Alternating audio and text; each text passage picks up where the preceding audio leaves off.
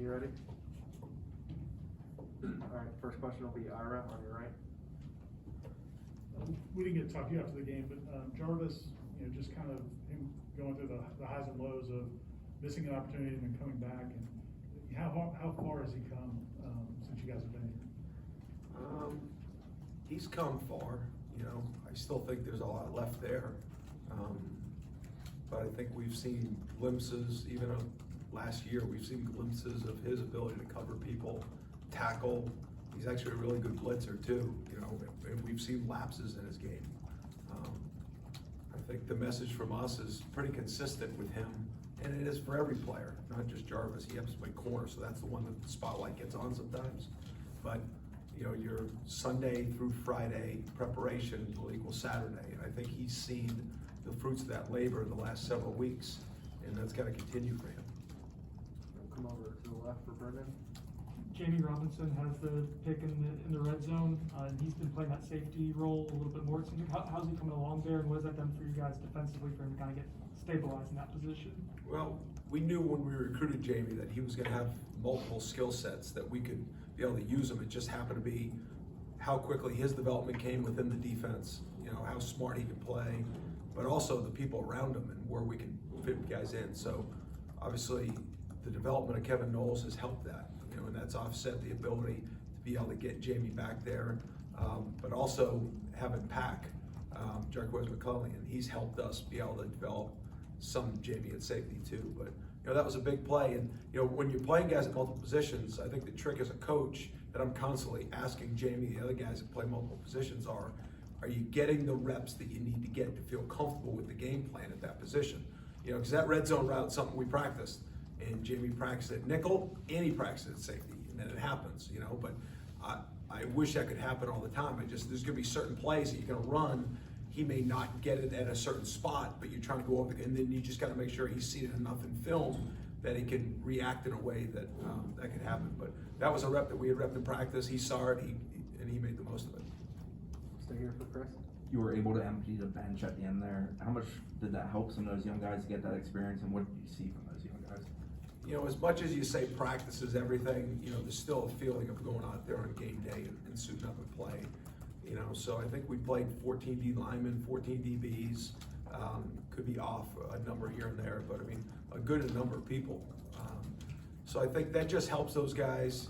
Yesterday on Sunday, they had a taste of it, so they come back out, and I think the ones that get in deserve to get in, and hopefully that helps their development even expedite a little bit quicker, just because they got a chance to get out there on the grass for us on Saturday on a game day.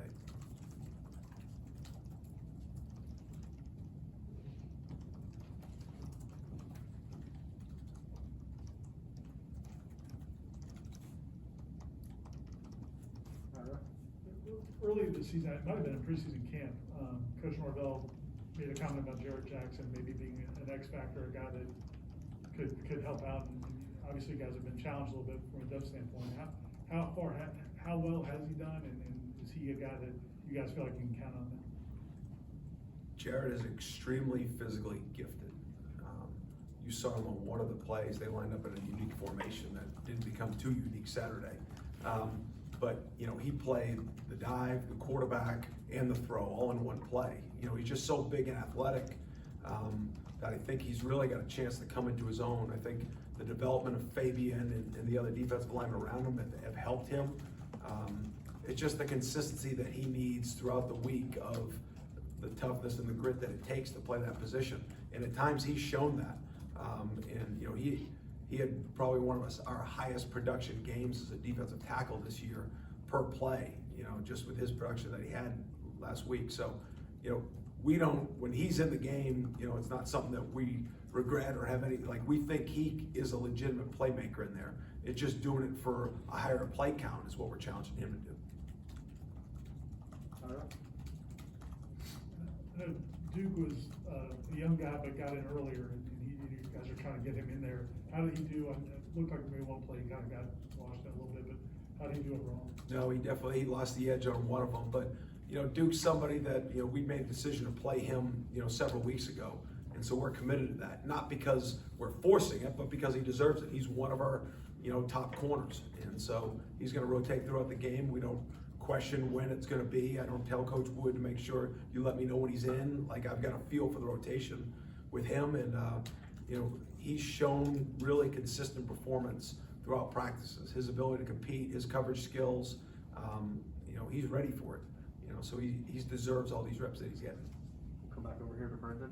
It seems like the last couple of games, and please correct me if I'm wrong, it seems like you guys haven't allowed big plays to compound. Like maybe there's one, but it doesn't lead to 2 or 3.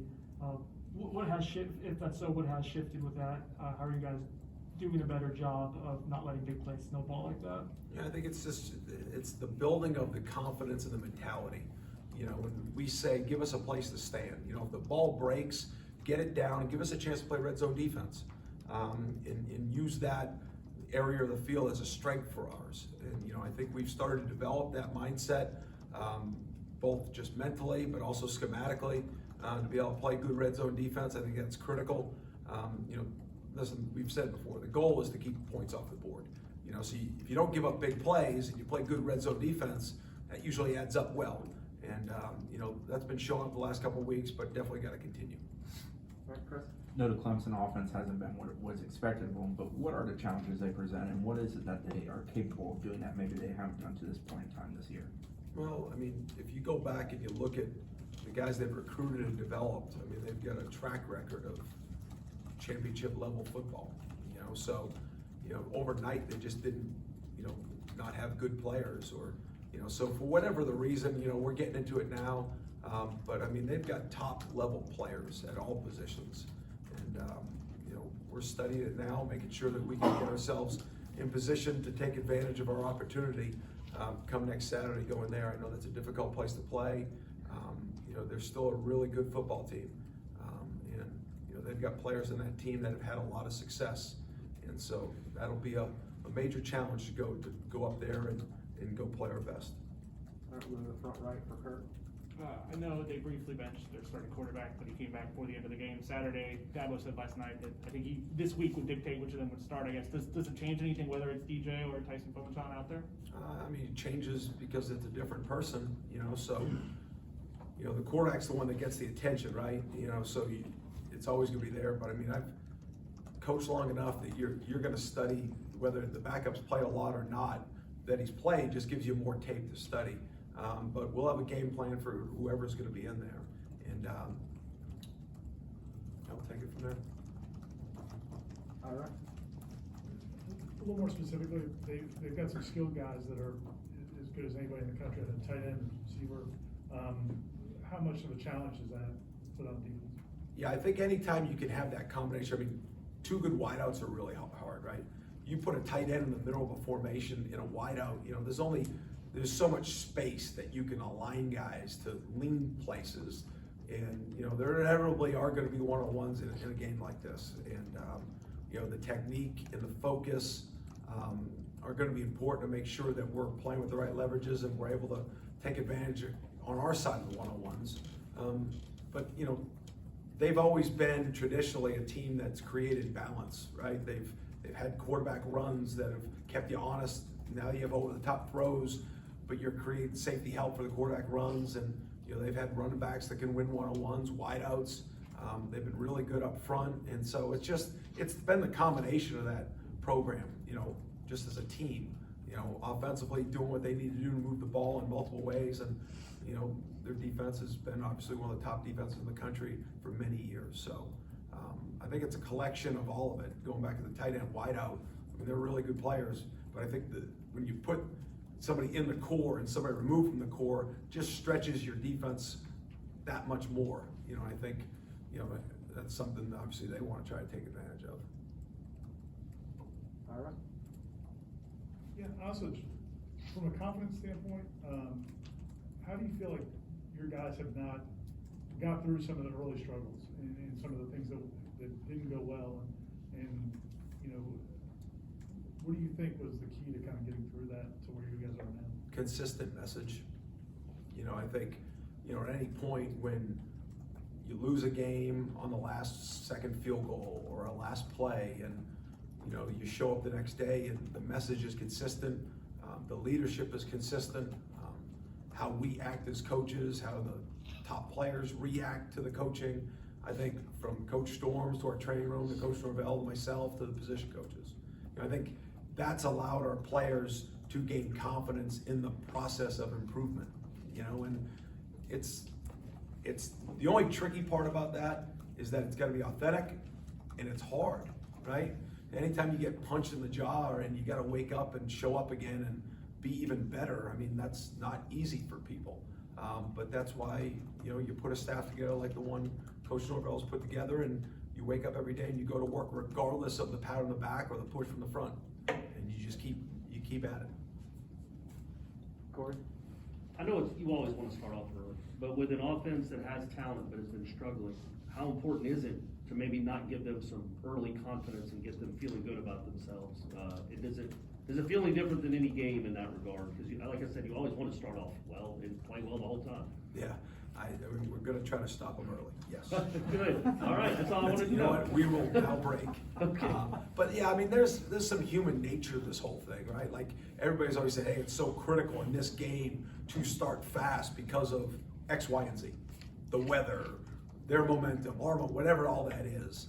And that goes into play a little bit, but it's hard. I mean, you make a decision, take the ball, kick the ball, all those things you take into consideration. Schematically, how you deal with that is obviously there's times you can be more aggressive, or times when you're playing defense, you're like, you know what, we don't want to screw this up, make them make the play, right? And so there's always that thought process. I think I can help answer that question, like when you're calling offense or defense, that when you feel like your kids are playing with good confidence and you don't feel like you need to interrupt the game to make a play for them, as opposed to sometimes you're like, all right, we got to take a chance here, or we got to do this to add a spark. I think that could answer your question is from my seat of how you try to inject yourself into the game or try to remove yourself from the game. I think as a coach, as much as you can, you try to remove yourself as much as possible. From a standpoint of you're letting the players play, you're trying to create feedback, you're trying to get the right information from the right players so that you can keep the momentum or the flow in the game in a way that they feel super confident and comfortable with it. There's been times that I've called defense in a way that, it might not be the perfect call, but it's the best call for that situation with our players right now because of their belief in it. As opposed to throwing a curveball in the middle of a series. It may schematically be a great decision, and you can sit down in front of you guys and say, oh yeah, this makes sense because we did it like this. But from a player standpoint, if the comfortability wasn't with it, or their comfortability with their players that they're playing against, so all that stuff goes into it. All right, last one, we'll go to Aslan in the back right. Coach, you put so many people at the back end of your defense, but you can kind of settle on who are going to be the 5 guys you're going to count on. Watching the TV copy, there's guys that started games that are no longer getting in games, but they're staying engaged, they're cheering on their teammates. It'd be so easy, I guess, for a guy to be a distraction or put their name in the portal. What does it speak to? Is it the individual character of those guys staying engaged, or is it the overall sort of team policing that's keeping everybody kind of positive and rooting each other on? Probably a little bit of both. I think we always try to make the individual is always going to be in the front of my mind, but it's got to be team first, right? So, individual recognition comes with team success. That traditionally happens. But, you have individual conversations and you're going to make decisions based off of individual needs sometimes, or, direction of kids. But at the end of the day, it's got to be with the team first mentality, with how we act and how we make the decisions. And I think going back to Ira's question, I think how we make those decisions and how we react as coaches filter through to the players. And is it always perfect? No, but it's definitely something that we understand the weight of our actions, the weight of our words, and how that affects the individual, and more importantly, the entire team. All right, thank you, Coach.